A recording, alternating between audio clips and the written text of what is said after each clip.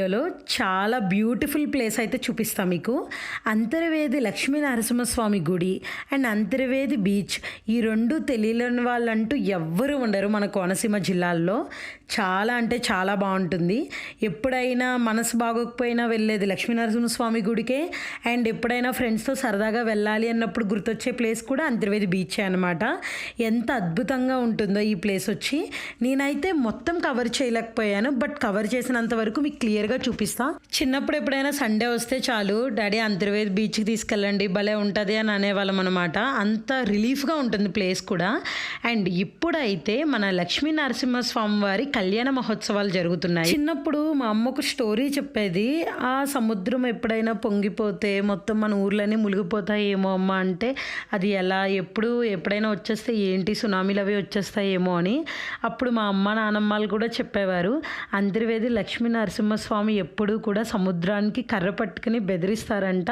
అది కొంచెం ముందుకొచ్చినా సరే ఆ స్వామి కర్రతో బెదిరించడం వల్ల వెనక్కి వెళ్ళిపోద్ది అని చెప్తా ఉండేవారు. అది విన్న ప్రతిసారి నాకు చాలా ధైర్యంగా అనిపించేది. ఓకే, అయితే లక్ష్మీ నరసింహస్వామి వారి దయ వల్ల మనకేం సునామీలు రావు, చాలా హ్యాపీగా ఉండొచ్చు అనుకునేదాన్ని. ఇంకా టెంపుల్లోకి అయితే ఎంటర్ అయిపోతున్నామండి. ఇలా వెళ్తున్నప్పుడు లక్ష్మీనరసింహస్వామి గుడి కూడా చాలా పెద్దది అండ్ చాలా బాగుంటుంది. ఇప్పుడు కళ్యాణోత్సవం టైం కదా, అసలు భలే సందడిగా ఉంది. 7వ తారీఖు అంటే శుక్రవారం రాత్రి 12:55 కళ్యాణం స్టార్ట్ అవుతుంది. అండ్ రథోత్సవం వచ్చేసి 8వ తారీఖు శనివారం వచ్చింది, మధ్యాహ్నం 2:05 నుండి స్టార్ట్ అవుతుంది. రథోత్సవం చూడడానికి అయితే నిజంగానే అదృష్టం ఉండాలని అనుకుంటాను. ఆ రథం లాగేటప్పుడు జనాలు ఉంటారు, చాలామంది వస్తారు. అసలు కిక్కిరిసిపోతుంది అనమాట. అంతర్వేది బీచ్ దగ్గర మొత్తం రోడ్లు అవన్నీ కూడా. రథం లాగేటప్పుడు ఒక స్టోరీ ఉంది. రాజులు ఉంటారు, వాళ్ళ ఒక ఫ్యామిలీ ఉంటుంది. వాళ్ళు వచ్చి ముందు రథం లాగితే తప్ప రథం కదలదు అని అంటారనమాట. అది అప్పటి నుండో చూడాలని అనుకుంటున్నాం. మేము చిన్నప్పుడు వెళ్ళిన ప్రతిసారి కూడా జనాల వల్ల అసలు అయ్యేదే కాదు. మా ఇంటి దగ్గర నుంచి అంతర్వేది అయితే ఎగ్జాక్ట్గా 15 కిలోమీటర్లు అయితే ఉంటుంది. ఇంకా చక్రవారి సముద్ర స్నానం అయితే 12వ తారీఖు బుధవారం 8 గంటలకు, తెప్పోత్సవం అయితే 13వ తారీఖు సాయంత్రం 6 గంటలకు స్టార్ట్ అవుతుందన్నమాట.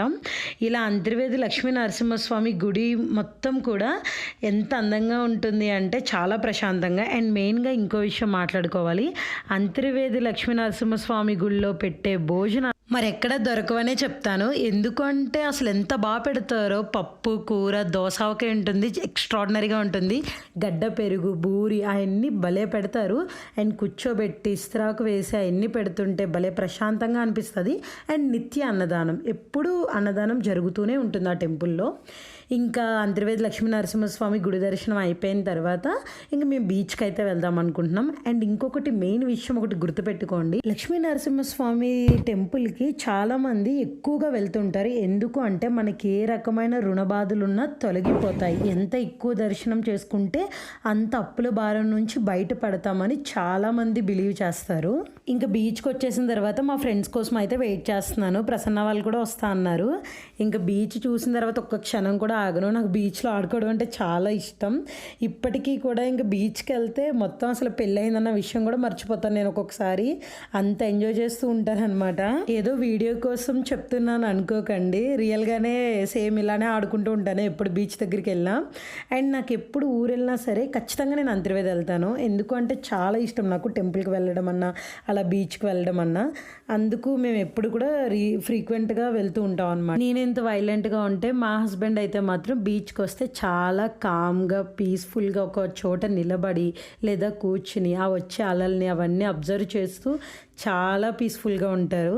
సో అందుకే మేము క్వైట్ ఆపోజిట్లో ఉంటాం.